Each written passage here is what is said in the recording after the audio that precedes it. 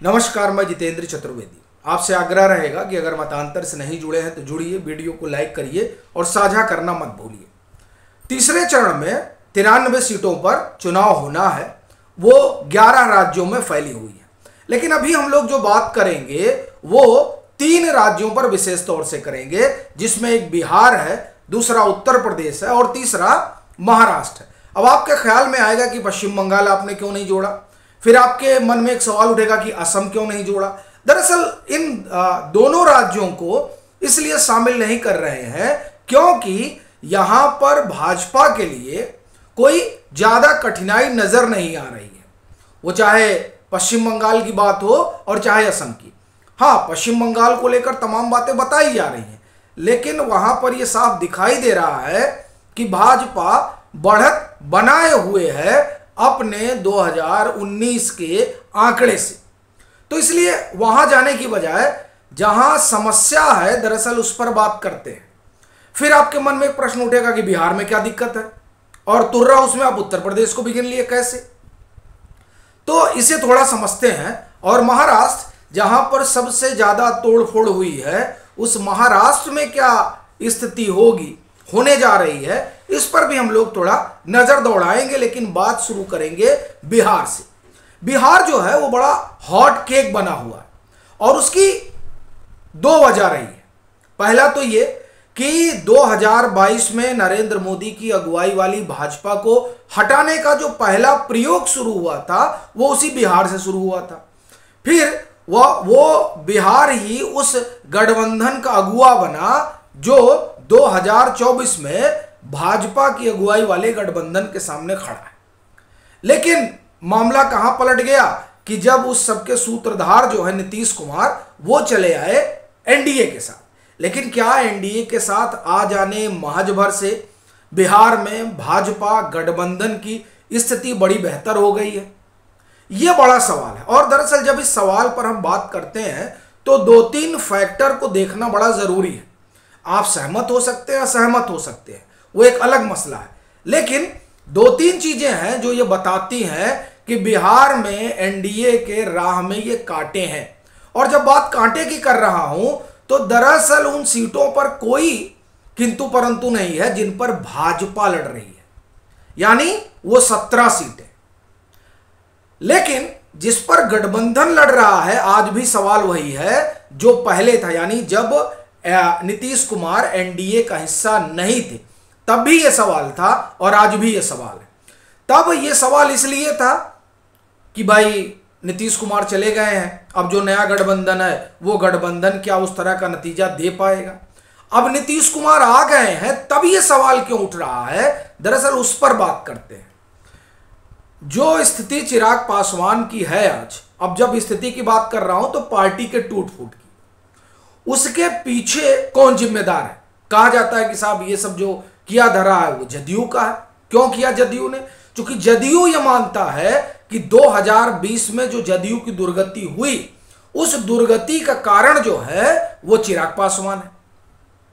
अब यहां से एक सवाल उठता है कि अब जब ये गठबंधन चुनाव लड़ रहा है तो भाजपा को तो जदयू वाला भी वोट करेगा और चिराग पासवान वाला भी वोट करेगा। लेकिन क्या जिन सीटों पर जदयू चुनाव लड़ रहा है उन सीटों पर चिराग पासवान का वोटर वोट करेगा?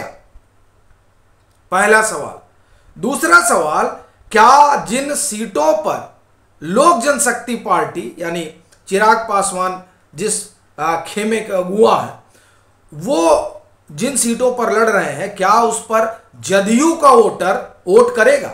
यह सवाल बड़ा है, क्योंकि जदयू ये मानती है कि 2020 में जिस तरह से वो उनकी 20-25 सीटें कम हुई, उस कम करने में सबसे बड़ी भूमिका चिराग पासवान की रही। और चिराग पासवान, और आप कहें कि चिराग पासवान हालांकि कहते हैं कि नहीं, वो गलती जो है नीतीश कुमार की नहीं, हमारा परिवार ही टूट गया, वो इस तरह का भी पीछे एक इंटरव्यू में उन्होंने ये बात कही। ये वो ठीक कह रहे हैं कि वो एक तरह से, चूंकि वो पॉलिटिकल है तो इस पर उन्होंने एक पॉलिटिकल बयान दिया। लेकिन क्या उनका जो मतदाता वर्ग है वो इस ढर्रे पर चल पाएगा? यह बड़ा सवाल है। और अगर ये दोनों चीजें जमीन पर पहले की तरह घटी यानी 2019 की तरह, तो भाजपा के लिए समस्या नहीं है। आप ये कहें कि एनडीए के लिए समस्या नहीं है, भाजपा तो अपनी सीटें निकाल रही है, क्योंकि भाजपा को वो जदयू और लोक जनशक्ति पार्टी दोनों का जो मतदाता वर्ग है वो भाजपा के साथ जाएगा। लेकिन इन दोनों का एक दूसरे के साथ जाएगा या नहीं जाएगा, ये जो किंतु परंतु है, ये एनडीए के प्रदर्शन पर एक सवाल खड़ा करता है। दूसरा मसला कहां है? दूसरा मसला है कुशवाहा वोटर। बिहार में आप देखिए कि ये खबर, आप ये कहें कि राजद ने जो कैंडिडेट उतारा है, उस कैंडिडेट के उतरने के बाद से, यानी जो उन्होंने कुशवाहा कैंडिडेट उतारा है, कहा जा रहा है कि कुशवाहा टैक्टिकल वोटिंग कर रहे हैं। अब अगर टैक्टिकल वोटिंग हो रही है तो स्वाभाविक सी बात है कि भाजपा के लिए तो नहीं, लेकिन एनडीए के लिए क्या राह आसान होगी। इसीलिए कहा जा रहा है कि ये जो बिहार का खेल है वो बड़ा जटिल है। अब इससे अलग कहानी महाराष्ट्र की नहीं है। महाराष्ट्र में 48 सीटें आती हैं। लोकसभा में उत्तर प्रदेश के बाद सबसे ज्यादा सीटें अगर कहीं से आती हैं तो वो महाराष्ट्र है। 2019 में महाराष्ट्र ने 41 सीटें जीती थी, मतलब मैक्सिमम पे था। वैसे ही जैसे बिहार में इन्होंने 39 सीटें जीती थी। तो क्या 41 सीटें यहां पानी की स्थिति में है? भाजपा का गठबंधन, यह बड़ा सवाल है।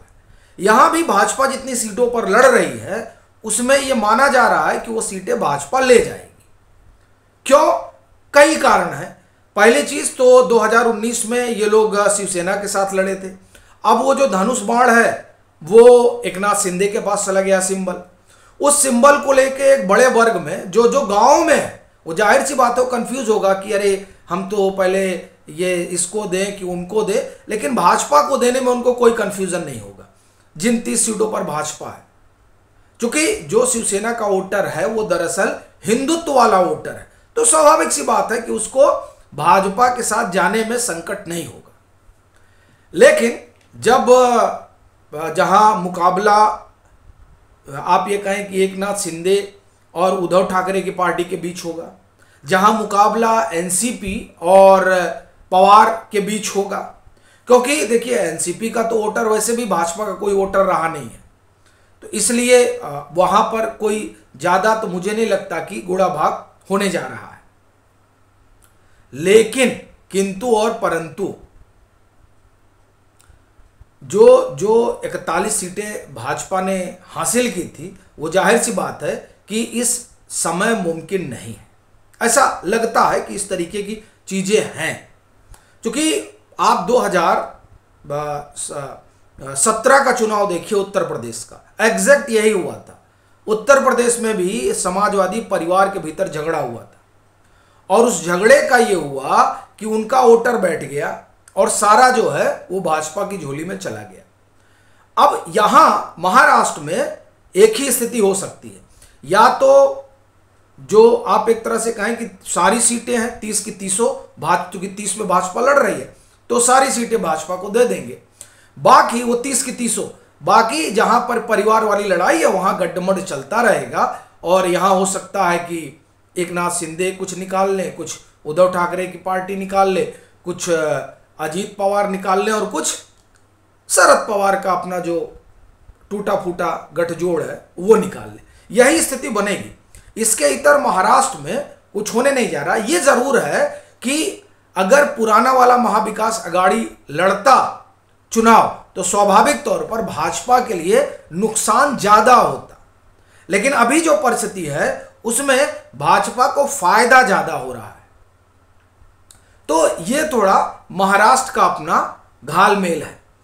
तीसरी चीज, अगर आप उत्तर प्रदेश की बात करें तो उत्तर प्रदेश में अभी जिन 10 सीटों पर चुनाव होने जा रहा है उसमें आप बदायूं की सीट ले लीजिए। बदायूं की सीट इतनी आसान नहीं है। वो मैं इसलिए भी कह रहा हूं क्योंकि 2014 में बदायूं की सीट समाजवादी पार्टी ने जीती थी। तब 38% के आसपास वोट भाजपा को मिला था और तकरीबन 46-47% के आसपास वोट जो है वो मिला था समाजवादी पार्टी को। और तकरीबन मैं आपको देखकर बताता हूं, मेरे ख्याल से ये बसपा को जो है ये 17-18% वोट उस समय बसपा को भी मिला था 2014 में। 2019 में हो गया गठबंधन, और उस गठबंधन में आप देखिए, उस गठबंधन में सपा का वोट बढ़ना चाहिए था, क्योंकि सपा बसपा गठबंधन हुआ था, लेकिन उसके बरक्स सपा का वोट जो है वो तो आप ये कहें कि उतना ही रहा, भाजपा ने अपना वोट परसेंटेज बढ़ा लिया। अब ये क्यों हुआ? वो इसलिए हुआ क्योंकि जहां पर जो बसपा का मतदाता है उसने जब हाथी चुनाव चिन्ह नहीं देखा तो वो मूव कर गया भाजपा की तरफ। लेकिन इस बार इन सीटों पर ऐसा नहीं होगा, ना बदायूं में ऐसा होगा, ना फिरोजाबाद में ऐसा होगा। तो आप समझिए कि जिन 10 सीटों पर चुनाव होने जा रहा है उन 10 सीटों पर कहीं भी ऐसा नहीं होगा, वहां सब जगह हाथी सिंबल रहेगा। यानी जो मतदाता 2019 में, बसपा का मतदाता 2019 में सिंबल ना होने की वजह से भाजपा की तरफ चला जा रहा था, क्या वो इस बार भाजपा की तरफ जाएगा? ये जो सवाल है ये एक आप ये कहें कि संदेह तो पैदा करते हैं कि अब जो चुनाव जिस तरह से आगे बढ़ रहा है उसमें क्या होगा। ये संभावना है, जाहिर सी बात है कि प्रधानमंत्री नरेंद्र मोदी की अपनी लोकप्रियता है, लेकिन इस बार स्थानीय कारण भी कई चल रहे हैं, कई जगह चुनाव लोकलाइज्ड भी हो रहा है। तो ये तमाम चीजें हैं जो ये बताती हैं कि जिस दिशा में चुनाव चल रहा है उस दिशा में भाजपा के लिए तो समस्या ज्यादा नहीं है, लेकिन जो उनके गठबंधन है उनके लिए संकट है। बाकी आपकी अपनी क्या राय है जरूर साझा करें। मतांतर से नहीं जुड़े हैं तो जुड़े, वीडियो को लाइक करें और खूब शेयर करें।